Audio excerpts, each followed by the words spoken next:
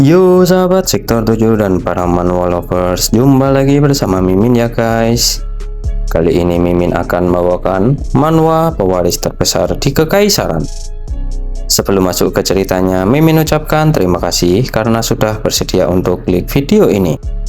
Dan jangan lupa dukung Mimin dengan cara subscribe, like, komen, dan juga share videonya ya guys. Semoga kalian semua terhibur. Tak usah menunggu lama lagi, langsung saja kita masuk ke videonya. Pada episode kali ini diceritakan bahwa pada keesokan harinya terlihat Estelle yang sedang bersiap untuk pergi ke kuil dibantu oleh beberapa orang pelayan. Di depan meja riasnya, dengan raut muka yang lelah, Estelle dalam hati berujar jika dirinya sejak pagi hari sudah sibuk membuat alasan tentang kejadian semalam kepada Tuan Duke Clement. Dan tak menyangka jika dirinya akan bertemu dengan Claude Carlestan. Dalam cerita aslinya, kasus pencurian di Istana Kekaisaran seharusnya menjadi momen di mana pemeran utama pria dan wanita bertemu untuk pertama kalinya. Estelle pun tak menduga jika kejadiannya ternyata kemarin malam dan malah dirinya yang berada di posisi itu. Lalu dengan ekspresi yang serius, Estelle pun juga berujar jika yang dialaminya kali ini cukup rumit karena dirinya bertemu dengan Claude sebelum serial. Dan bertanya-tanya akankah dirinya bertemu dengan Claude lagi atau tidak untuk kedepannya, karena dirinya tak ingin merepotkan orang-orang yang peduli dengannya. Melihat Estelle yang melamun, Audrey pun mengatakan agar Nona Estelle tak perlu merasa gugup karena Tuan Muda Eynard akan menemaninya ke kuil. Ditambah lagi, Rain yang ahli dalam ilmu pedang juga akan berada di sisi Nona Estelle. Bersamaan dengan hal itu, Rain pun membungkuk memberi salam kepada Estelle. Dan Estelle pun berterima kasih kepadanya. Lalu dengan antusias, Audrey pun mengatakan bahwa jika itu imam besar yang suci, maka dirinya yakin beliau pasti akan mengatakan hal yang berbeda dengan pendeta lainnya. Namun tiba-tiba, Estelle terlihat murung dan dalam hati berujar jika sejak kecil dirinya sudah berkali-kali pergi ke kuil untuk mengobati penyakit putihnya. Namun pada akhirnya tak bisa diobati dan hanya diabaikan begitu saja. Lalu bertanya-tanya, apakah imam besar bisa mengobati dirinya kali ini? Lalu sambil tersenyum menanggapi perkataan Audrey dengan berkata, saya harap begitu. Kemudian terlihat bahwa Estelle, Eynard, dan Rain sudah berada di depan kuil. Eynard pun dalam hati berujar jika sepertinya kabar kedatangan imam besar belum tersebar karena situasinya masih sangat hening. Kemudian ada beberapa pendeta dari kuil yang mendatangi dan menyambut kedatangan mereka. Estelle pun menyapa mereka dengan mengatakan selamat pagi, hingga membuat para pendeta itu terkesima dengan kecantikan dari Estelle. Lalu menyuruh mereka untuk segera masuk ke dalam karena imam besar sudah menunggu mereka. Setelah itu mereka pun memasuki kuil dan disambut dengan hangat oleh imam besar. Imam besar pun mengucapkan selamat datang kepada Putri Mercedes dan Tuan Muda Valois, yaitu Estelle dan Eynard. Estelle pun terpesona melihat karisma yang dipancarkan oleh imam besar. Kemudian imam besar pun mendatangi Estelle dan menyentuh pipinya dengan tujuan untuk memeriksa kondisinya. Lalu imam besar merasa kasihan kepada Estelle yang sangat menderita. Estelle pun mengatakan jika waktu kecil dirinya menderita demam tinggi dan saat ini sudah baik-baik saja. Kemudian imam besar meminta Estelle untuk berbaring dan segera memulai proses pengobatan. Melihat hal itu, Eynard pun berujar dalam hati bahwa awalnya dirinya berpikir jika ayah dan kakak-kakaknya sedang dimanipulasi oleh sesuatu. Namun anehnya, ketika melihatnya, dirinya merasa ingin mendukungnya juga. Bahkan tak segan-segan membayar harga yang cukup besar untuknya. Dan dengan ekspresi yang aneh, dirinya menambahkan jika berkat hal itu, kakaknya Alonde diperlakukan seperti anjing pemburu monster di perbatasan barat untuk sementara. Bersamaan dengan hal itu, imam besar pun berujar jika secara keseluruhan dirinya sudah mengerti. Penyakit putih bisa dikategorikan dibagi menjadi stadium 1, 2, dan 3. Dan semakin kecil angkanya maka semakin mudah mengobatinya. Lalu saat ini Estelle memiliki penyakit putih stadium 3. Pasien penyakit putih memiliki masa hidup yang terbatas.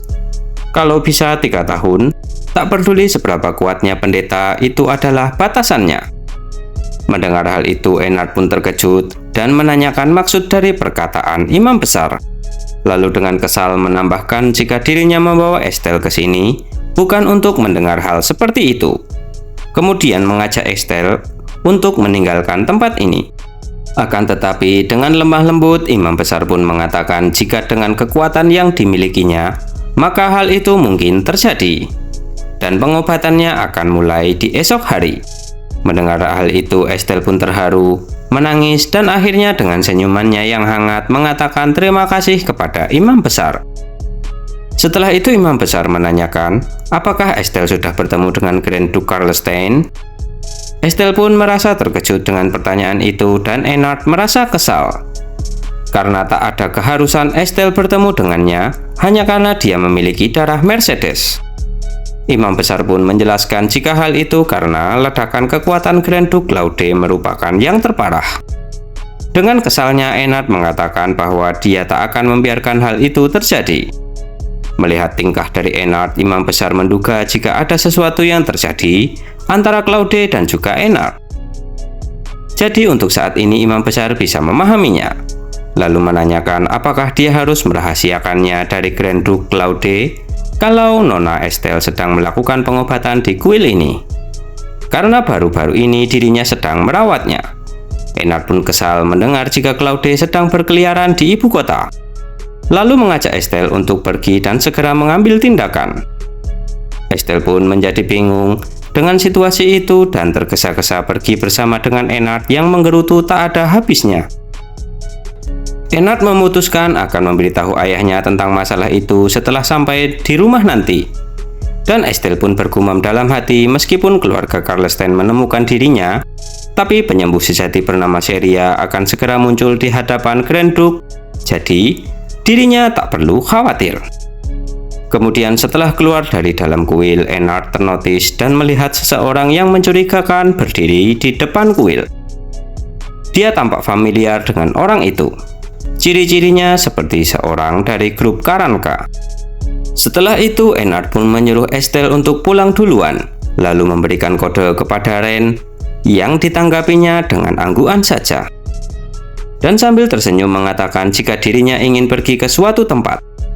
Setelah itu, Ren pun mengatakan jika Tuan Ennard sepertinya teringat sesuatu yang mendesak, lalu mengajak Estelle untuk pulang duluan bersamanya.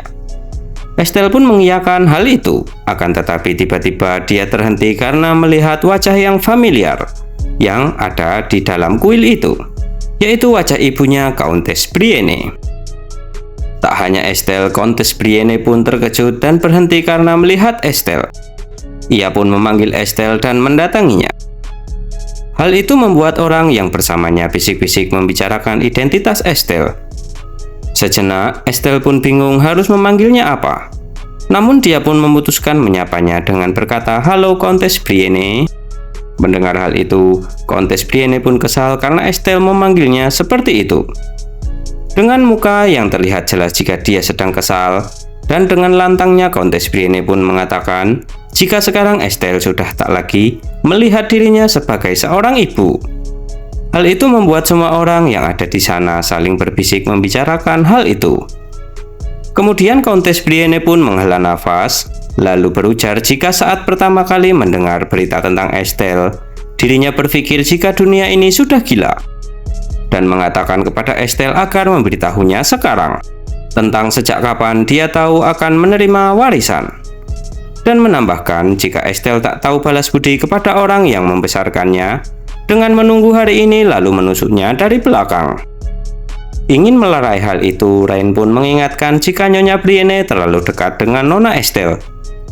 Tindakan itu membuat Countess Brienne kesal karena seorang pelayan berani berbicara seperti itu dan mengangkat tangannya ingin menampar Rain. Akan tetapi dengan mengumpulkan segenap keberanian, lalu berteriak untuk menghentikan tindakan yang akan dilakukan oleh Countess Brienne itu. Karena Rain adalah pengikutnya, jadi jangan mengganggunya. Countess Brienne pun terkejut dan mengatakan jika sekarang Estelle sudah berani membantahnya. Menghiraukan hal itu, Estelle pun memegang tangan Ren untuk mengajaknya pergi dari tempat itu, sembari mengatakan kepada Countess Brienne jika tak ada yang ingin dia katakan kepadanya, maka dirinya akan pamit undur diri, dan dia pun berlalu pergi dari tempat itu. Dengan kemarahan yang memuncak, Countess Brienne pun menyuruh Estelle untuk berhenti. Estelle pun mendadak membeku dan pucat karena takut dengan suara Countess itu, yang mengingatkannya dengan masa-masa tak mengenakkannya saat masih berada di keluarga Brienne.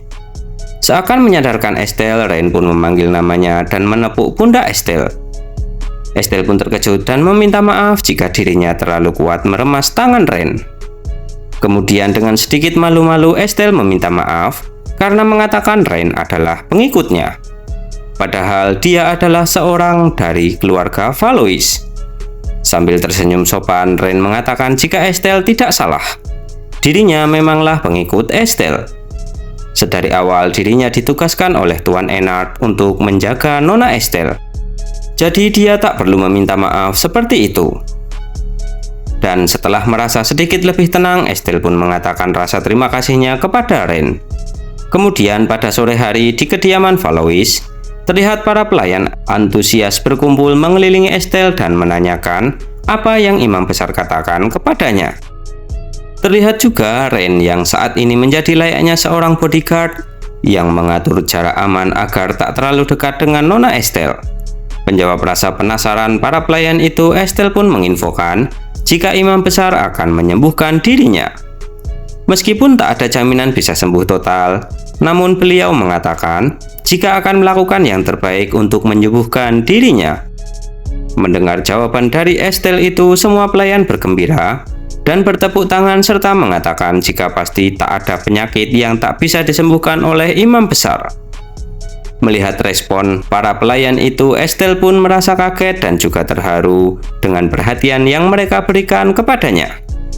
Kemudian salah seorang pelayan pria mengatakan jika Estelle harus segera menyampaikan kabar baik itu kepada Duk dan tuan muda lainnya. Namun hal itu dihentikan oleh kepala pelayan. Dia berujar jika kabar itu akan disampaikannya kepada Duk dan tuan muda, karena Nona Estelle tak perlu memperhatikan hal kecil seperti itu di tengah kebahagiaan tentang harapan sembuh ada di depan matanya. Kemudian berpindah di kediaman keluarga Brienne. Terlihat jika Countess menceritakan yang terjadi sebelumnya saat dirinya bertemu dengan Estelle. Count Brienne pun marah dan menggebrak mejanya karena istrinya telah meninggikan suaranya kepada Estelle di depan banyak orang. Countess Brienne pun berujar jika hal itu dia lakukan karena Estelle sudah bertindak tak sopan kepadanya, bahkan sampai tak tahu terima kasih kepada orang yang telah membesarkannya selama ini. Count Brienne pun berujar jika dirinya bahkan tak bisa menemukannya di pesta dansa kekaisaran, dan dengan mudah istrinya malah mempermalukan anak yang jarang terlihat di depan banyak orang. Lalu Count Brienne pun juga menambahkan jika pengajuan penghapusan daftar anggota keluarga harus dibuktikan dengan mereka dan juga Estelle adalah keluarga yang harmonis. Istrinya pun berdalih jika hal itu terjadi secara spontan, karena saat bertemu dengan Estelle, penampilannya sudah jauh berbeda dari dulu. Pada saat bertemu dengan Estelle, rambutnya sekarang sudah tertata rapi, matanya yang hidup, dan mengenakan pakaian yang sangat mewah. Dengan sedikit penyesalan, Countess Brienne pun berujar jika seharusnya selama beberapa hari dia masih bisa mencegah serta memelihara hantu putih itu. Lalu berpikir jika hal itu dilakukan, maka seluruh warisan keluarga Mercedes akan jatuh ke tangan mereka. Kemudian Count Brienne pun merasakan pusing di kepalanya dan bersyukur karena dia saat ini bisa mengontrol situasinya dengan baik, serta tak punya pilihan lain selain meminta bantuan dari putra mahkota. Akan tetapi dengan santainya sambil memegang gelas berisi teh, Seria mengatakan agar ayahnya tak usah khawatir, karena dirinya akan segera membalikkan situasinya seperti sedia kala. Seria juga menambahkan jika sebenarnya itu merupakan tanggung jawabnya. Estelle diusir dari keluarga Brienne juga karena dirinya. Semua tak akan seperti ini jika dirinya tak datang ke sana. Akan tetapi Countess Brienne menampik hal itu dan mengatakan bahwa Ceria merupakan satu-satunya darah daging mereka berdua. Lalu mengatakan jika hantu putih seperti Estelle itu bukanlah darah daging mereka. Dan mengira jika semua ini merupakan rencana licik dari Estelle. Sambil menenangkan Ceria dan menghiburnya dengan tenang. Namun dengan santainya sambil menikmati tehnya, Ceria pun berujar jika ibunya tak usah khawatir karena dirinya akan membuat ceritanya berjalan sesuai dengan aslinya. Kemudian sambil tersenyum, Ceria pun menambahkan jika kalaupun di tengah-tengah seperti ini ada perubahan, tapi akhir ceritanya pasti akan sama dengan cerita yang sebenarnya. Ibunya pun kaget dan bingung mendengar perkataan yang sedikit tak masuk akal yang diucapkan oleh anaknya itu, yaitu Ceria Brienne. Bagaimanakah kelanjutan ceritanya? Kita lanjut di video berikutnya ya guys. Jumpa lagi dan bye-bye.